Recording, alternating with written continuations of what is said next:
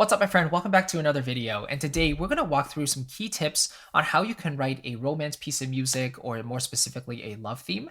And I'm going to use my piece, Love's Rapture, as an example. I'm really excited to share this with you because some people have asked me for it, and this is one of my favorite pieces that I've written. So I want to do a full deconstruction for you and maybe come up with some key takeaways that you can apply to your own love themes as well. So before we dive into the nitty-gritty and give this piece a listen, if you haven't yet watched my Complete Composers Framework workshop, it's on demand, it's completely free, and it goes over the complete process for writing a piece of music from the initial idea to the completed final master. And I'll give you tips and tricks on how to approach every single step.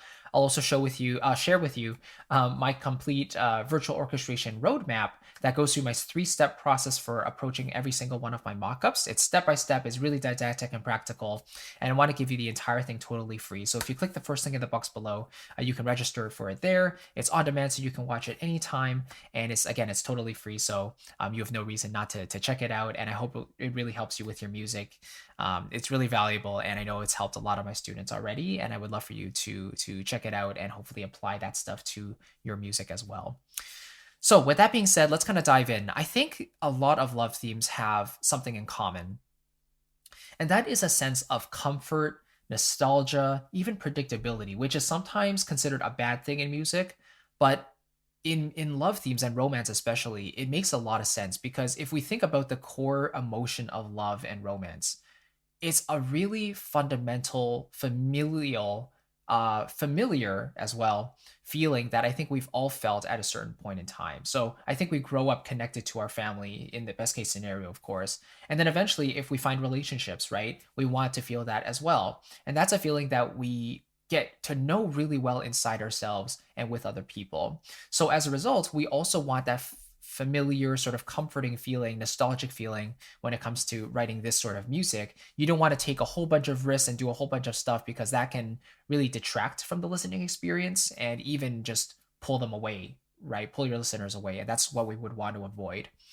So keeping that overall sense of familiarity in mind, but also going somewhere, like going on an adventure, maybe coming back home later, that's also really important to find that balance. Now, for love themes in particular, having a strong melody is really key, right? And I always say melody is king. I really believe it's important, especially in this type of music, to have a theme that people can hum and remember. In love themes, it's really, really important. So those being the two core components, will kind of give you that bit of structure. So having a strong melody, but also having an arrangement and structured piece that feels like it's familiar, it's going places, but it's not overly far, right? And people can follow it pretty well, and then they can come back and it feels like a nice, satisfying, cohesive piece of music. All right. So that being said, let me play through this piece once, and then we'll deconstruct the orchestration, the structure, the arrangement, and maybe you can come up with some takeaways for yourself as well. So let's kind of give it a quick listen here. Here we go.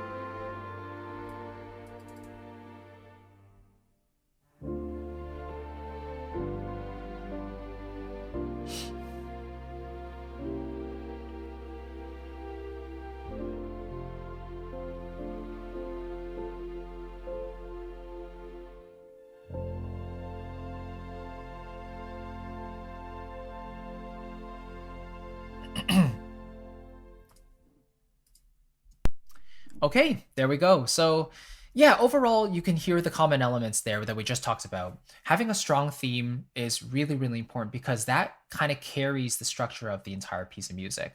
So talking about structure, we have the intro, right, which goes to basically bar 13. And then the A theme starts off in a solo instrument, the solo viola, going into around bar 30. Then we have the A theme that's repeated, but in the tutti orchestra. So the full orchestra comes in, a lot more body, a lot more instruments, as you can see. So it really lifts the energy level up from 1 to 10. And then in the B section, that's when we start changing up the musical material a little bit. So that's the part where it really feels like we're going to the next chapter on our journey, right? The A themes repeated basically establish the foundation where we are, but then the B section takes us further. So that's where we're taking the next step. Then the B section has a little bit of an outro, basically leading us back into the return of the A section, which then ends with a nice smooth chord at the very end there. So overall, the structure is A, or A, and then A prime, which is a variation on the A basically, and then a B, and then the A returns one last time and ends off in a nice authentic cadence. So very simple structure, A, B, A, but very common as well for standalone pieces if you want to establish a main idea, have a contrasting section, and then have that main idea come back to wrap things up in a nice cohesive way. So let's quickly walk through the intro here. I'll just talk about mainly more about the orchestration, I guess. And overall, by the way, harmonically, I am staying relatively diatonic as well, meaning I'm not using too many chords or notes in the melody that are outside of the key. So we're in the key of F major, and overall, I wanted to make sure that it felt more comforting and familiar, and that's how you establish that, is by staying within the key that you're starting in. So using, from the 1 chord all the way to the 6 chord, those all have their place and their own functions within harmonic language, right? So we start from the 1 chord, then we slowly descend to widen the gap between the instruments, and now we bring in some woodwinds as well, and the horns to thicken up the mid-range. And this is the one non-diatonic chord here that I've used. So we go from the 4 to the 1-6, and this is the flat 6. So D flat major resolving to the 5 chord. But mainly it's diatonic, just throwing in one spicy chord in there, and that's when the theme starts. So overall, I was trying to create a nice warm texture in the intro to kind of hint at what's going to come next. Now, I also did want to contrast with the first A section, right? Because it's a very sparse arrangement there with just a solo viola and a piano. So to hint at what was coming up, I just used the strings, I used some woodwinds and brass as well. And that kind of tells the listener, okay, this is the atmosphere we're establishing. It's kind of nice, and it's a little bit thicker with the ensemble instruments. Maybe that's going to come back a little bit later, which it does in the A prime section. But after this, we get the solo instruments, right? So very intimate because it's literally a solo viola.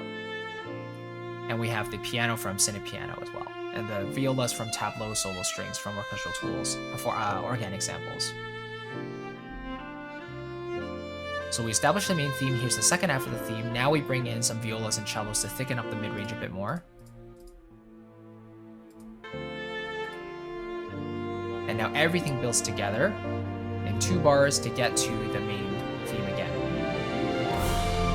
So now we bring in the entire string section. Plus we layer it in with other patches in unison to thicken the texture with the flute and the 3 violins legato from Vista. Percussion as well, timpani, cymbal crashes, bass drum hits, harp glissando into the transitions. Now we end off the section with an authentic cadence. Right, so notice how we left the first A section more open-ended, because we asked the question, right? That will give us that nice resolution when we get to the A prime. 5 to the 1, right? And then at the end of the second A section, I'm like, okay, well, if I repeat it a 3rd time, that's gonna feel a little bit static. So I wanted to round off the section and go into a different theme, right? Different melody. And I did that by rounding it off first with an authentic cadence and then moving on after that. So 2 to 5, going to 1. So now we feel like the piece could just end there. But of course we want a bit more interest, so we go to a B section. Now we start on the 4 chord instead of the 1 chord. So we go from the 4 to the 3, down to the 6, to the 2, to the 5, to the 1. And if you think about that, that's just going down the circle of fifths. 3, 6, 2, 5. Sorry, 3. No, that would be the 7. So 6. The A would be the 3. The 3 would be the A. So da, 3, 6, 2, 5, 1. Basically, that's the idea there. That sounds very natural because of the way the keys are kind of related in terms of key signatures. So yeah, that was the idea I was going for there. Just a different chord progression that works in a slightly different way.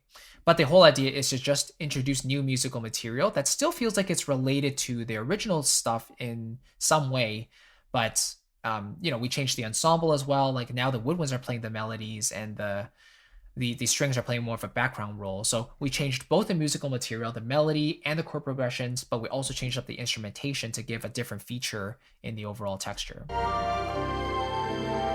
So that's the first half of this B theme. Then again, starting on the 4 chord. Now we do it different here. We go 5. We go to the 6 chord through a secondary dominant. So we have a deceptive cadence and then end things off with a nice dominant 7th, break, and then we come back in to round off the B section.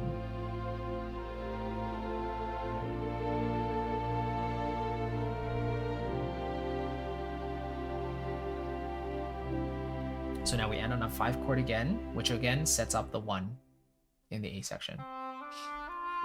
There's the 1 chord. And again, we're back to the soloist. So solo English horn with the piano again. Compared to the big stuff happening here in the middle. Now the energy level's back down to like a 1 or a 2. Because I want to wrap things up in a nice way that's familiar to the beginning. Extending the section a little bit more. And then we have the final statement of the strings.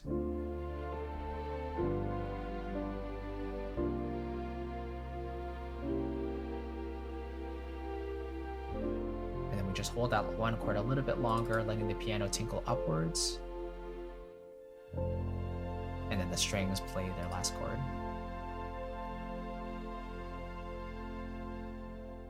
Right?